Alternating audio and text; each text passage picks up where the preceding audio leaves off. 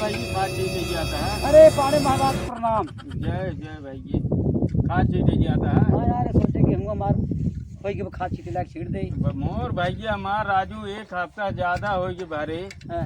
हाँ हमार जुरवान जात भाई आज हमारे छीट देता हम बिहान ले जाए तोरे में छीट दे भाई।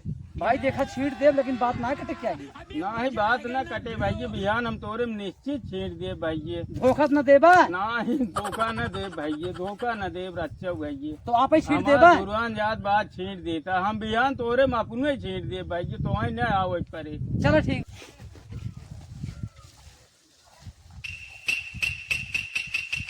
अरे भैया गुरु महाराज चला जी। अरे राजू ये बतावा हाँ। आज 4 दिन हो खल दिए छीटे आप वाले में। हाँ। और हमार गेहूं राव खराब हो जात बे। गए राजू दुकानी खरीदे ना मिले भाई। अरे राजू तो काव करी तब।